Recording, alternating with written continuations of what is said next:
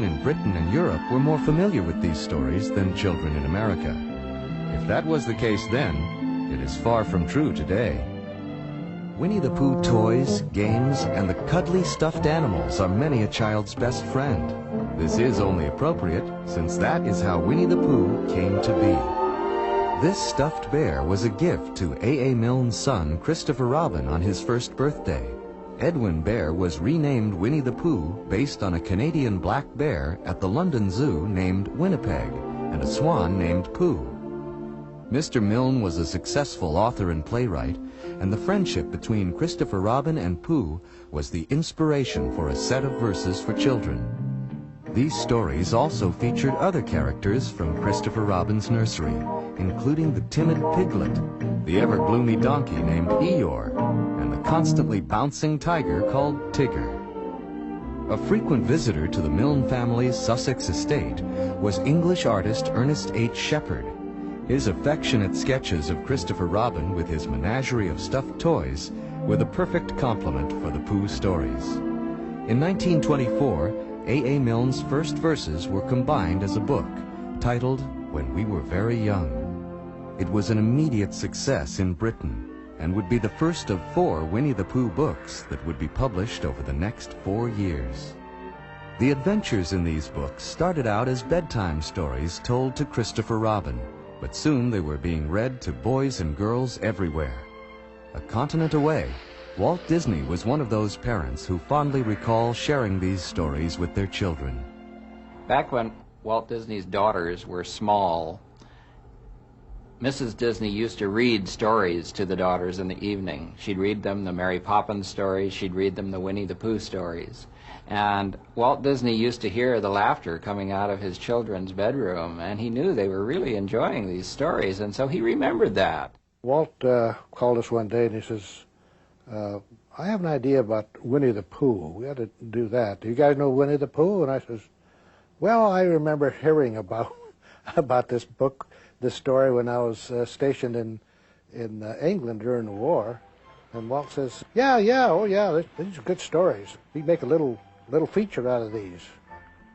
Walt acquired the rights to the Winnie the Pooh books in 1961 and started plans for a musical animated feature-length film to be produced and directed by Disney veteran Wolfgang Reitherman. Wooly Reitherman was really the key factor behind these pictures.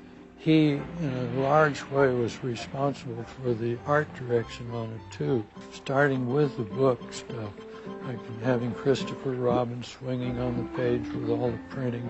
So you're always aware that this is a book that the kids can read and something that they can get involved in. He had Walt's spirit in him, and Wooly never gave up trying to make things better. The talented songwriting team of Richard M. and Robert B. Sherman are renowned for their songs for Mary Poppins in 1964 and The Jungle Book in 1967. Walt personally enlisted them to work their magic for Winnie the Pooh. Dick and Bob were like a song and dance team. Dick would get on the piano and play the little melody, and Bob would come up with a lyric to it. Dick was a real showman, and I think Walt really loved it. He never, ever wanted us to, in any of his projects, just write a song to be sung. He wanted a song to move the story forward. I'm just a little black rain cloud. Walt wanted the songs for Winnie the Pooh to be eminently singable and very simple, and yet try to be original and whimsical. The breakthrough came when our very first song, we knew we were going to write a title song. And so we decided to set the scene and make it very gentle and sweet. And it was kind of like a love song to this whole idea of being young and believing in little teddy bears and little piglets. And it went something like this.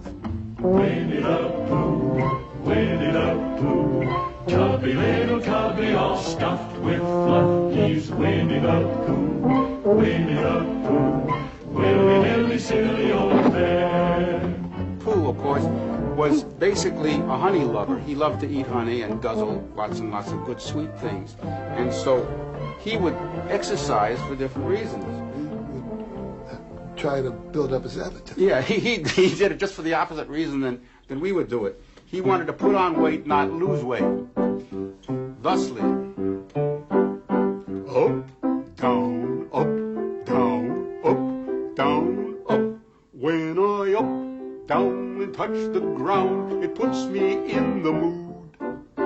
Up, down, and touch the ground, in the mood for food. I am stout round, and I have found speaking poundage wise. I improve my appetite when I exercise.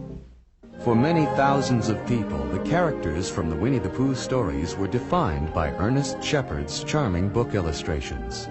Walt realized the value of staying consistent with his audience's childhood memories of these tales and insisted that his artists adhere as much as possible to the original designs of the characters. Actually, there was a little bit of a conflict of whether we should use Shepard's illustrations or come up with our own. Walt decided, no, we'd come up with our own design of Winnie the Pooh, not getting away completely from Shepard's illustrations, which are beautiful things, but we had to make them Disney. Well, we all loved the Shepard drawings when we started on the picture, and we still do. But you can't take something like that is drawn only in certain views. We have to be able to draw the character in every position, every view. So we had to design our own characters. We decided to keep the eyes flexible so that the character could close and open the eyes, they could raise their eyelids, they could move their mouth around and their cheeks a little bit so you get the feeling of an expression, but they couldn't look like this or around or up that way like Mickey could. We had to do it by turning the head. And actually it was better because it made them look more doll-like. Walt was concerned that they would have more charm than substance. And he wanted to be sure that we captured the story, that we captured a strength in the characters so that they would exist on their own. They didn't rely on you having read the story. Once the designs of the characters were approved, model sheets were created so each animator had a reference for how the characters were to be drawn.